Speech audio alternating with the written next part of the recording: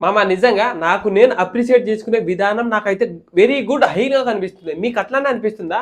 గత 2, 3 వీక్స్ నుంచి మనం ఓటింగ్ అనాలిసిస్ చేస్తా అంటే నాకెట్లా అనిపించింది తెలుసా? మనం చెప్పిందే జరుగుతుందేందిరా అన్నట్టు అనిపించింది. యాక్చువల్లీ ఇది కూడా ఈ రోజు కూడా ఇట్లానే జరగబోతుంది. షాకింగ్ ఎలిమినేషన్ చూడబోతున్నారు. మైనస్ ఏంటి మనం ఒక పేరు చెప్పావు, డేంజర్ జోన్‌లో ఉన్న వాళ్ళందరి పేర్లు కూడా చెప్పినా తనుజ తప్ప వాళ్ళ దాంట్లో నుంచి ఒక ఎలిమినేషన్ అవ్వబోతున్నాడు. ఎక్స్‌పర్ట్ అంటే ఎక్స్‌పర్ట్ చేయలేము. ఆ ఎలిమినేషన్ ఎవరో లాస్ట్ వరకు చెప్పేస్తే క్లియర్ కట్‌గా కొన్ని పాయింట్లు కూడా చెప్తా. ఎవరెవరు ఎలిమినేట్ చేయబోయారు, ఏం మైనస్ అనేవి కూడా. హాయ్ గైస్, నా పేరు Suman. Welcome back to Anveshana channel. కొత్తగా వచ్చేటప్పుడు మన ఛానల్ సబ్స్క్రైబ్ చేసుకో మామ. చేసుకో, చూసావు కదా మనం చెప్పినట్టే జరుగుతుంది. సబ్స్క్రైబ్ చేసుకో. నేను పనికొస్తా మీకు, అంటే మంచి మంచి ఇంట్రెస్టింగ్ మ్యాటర్ కోసం పనికొస్తా. అలాగే లైక్ చేసుకో. చేసుకున్నావు like, thank you. First of all అయితే థ్యాంక్ యూ అందరికీ సపోర్ట్ చేస్తున్నందుకు, మన మ్యాటర్లు కూడా కరెక్ట్ అవుతున్నందుకు. మనం నిన్న సుమన్ శెట్టి మ్యాక్సిమం కొన్ని చేంజ్ చేసే అవకాశం ఉంది ఓటింగ్ అనాలిసిస్లో అనుకున్నాం కదా. లాస్ట్ వీక్ కూడా డేంజర్ జోన్లో పోయాడు.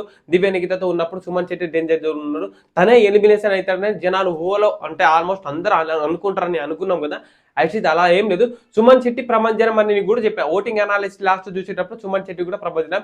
లాస్ట్కి సుమన్ శెట్టికి 11% ఉంటే తను తారుమారయ్యే అవకాశం ఉంది. తను నిన్న చూపించిన ఎపిసోడ్లో తనకి ఎఫెక్టివ్ పడే అవకాశం ఉంది, ఓటు బ్యాంక్ చేంజ్ అయ్యే అవకాశం ఉందని నేను కన్నా ముందు రోజున్నా.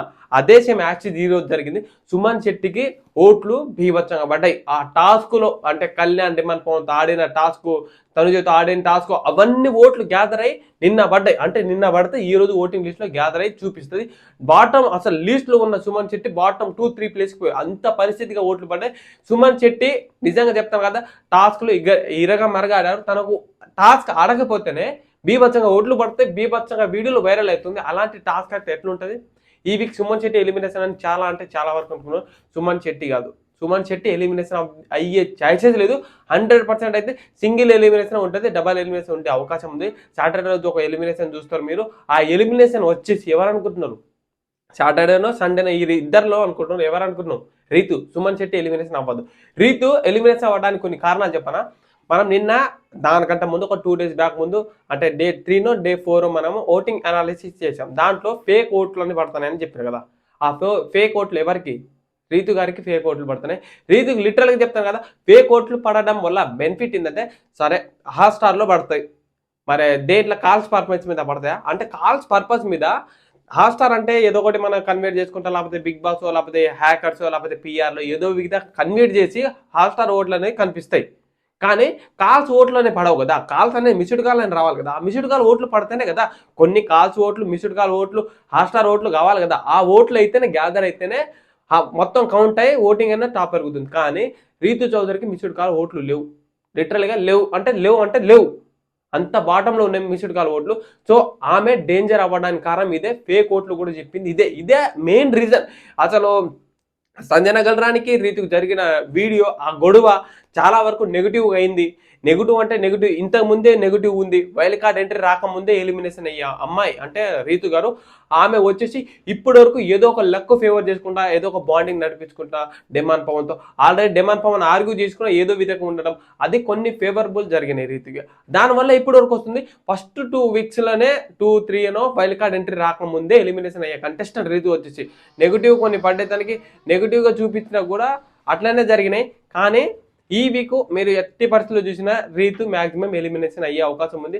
తన నుంచి అంటే కొన్ని మైనస్లు చెప్పినా కదా, ఈ మైనస్లో సరిదిద్దుకుంటా వెళ్తుంది అనుకున్నా. కానీ bonding, love bonding, fake bonding అనేది నాకైతే కొన్ని విధాలకి కొందరికి మంచిగా అనిపిస్తున్నాయి, కొందరికి జెన్యున్గా అనిపిస్తున్నాయి. అది కొన్ని రోజులు మాత్రమే ఉంటుంది. కంటిన్యూగా కంటిన్యూగా ఉండాలంటే ఉండదు. జనాలు కూడా విపరీతంగా బోర్ కొడుతుంది. అది ఫేక్ బాండింగ్ అని కూడా జనాలకు అర్థమైంది. అందుకే రీతు చౌదరి నిన్న ఆడిన టాస్క్లో, ఆ ఆడిన గొడవలో కూడా అంటే చెప్పిన మాటల్లో, నిన్న భరణి శంకర్తో ఆడిన టాస్క్లో ఒక ట్రయాంగిల్ షేప్, సర్కిల్ షేప్ దాచుకున్న చూసినావా?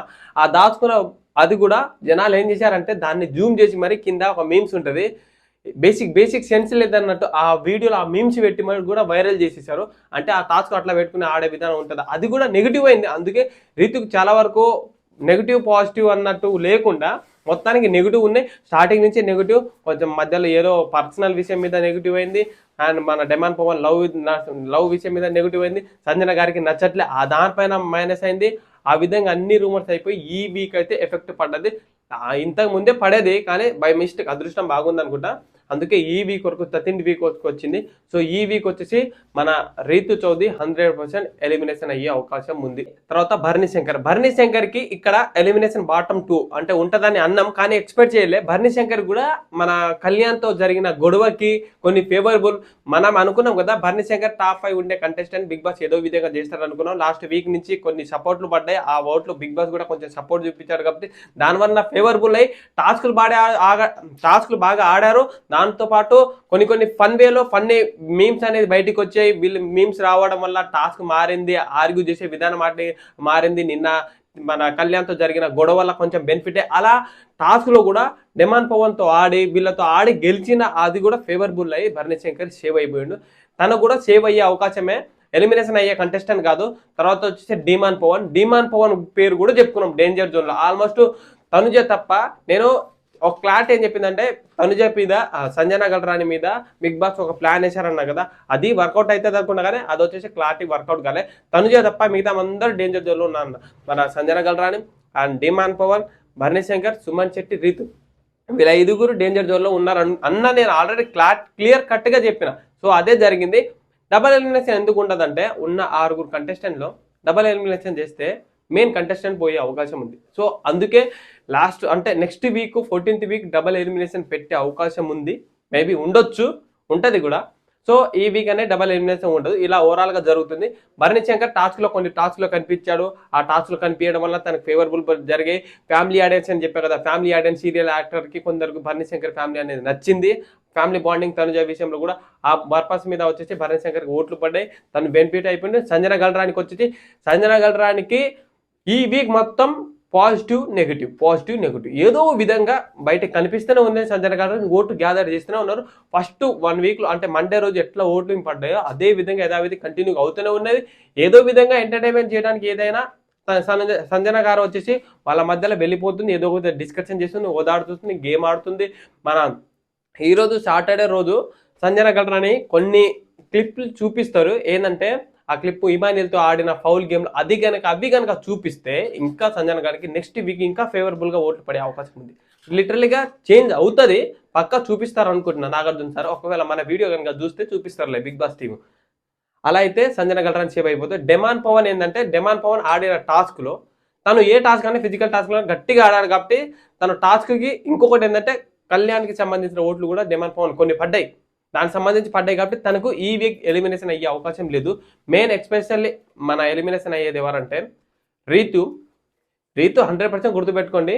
ఒకవేళ డబల్ ఎలిమినేషన్ ఉంటే మన భరణి శంకర్ లేదా డెమాన్ పవన్, సుమన్ శెట్టి వీళ్ళ ముగ్గురులో చూడబోతున్నారు. సంజన గల్రానికి అయితే ఛాయిసెస్ లేదు, ఎందుకంటే బాటమ్ అంటే టాప్ సెకండ్లో ఉన్నది కాబట్టి తనకైతే లేదు. సో ఇంతవరకు మన వీడియోని ఓపిక పట్టుకొని చూసినందుకు ప్రతి ఒక్కరికి పేరు థ్యాంక్ యూ. ఫాలో చేయడం మాత్రం మర్చిపోకండి. గుర్తు చేస్తున్నా, లైక్ కూడా చేసుకోండి.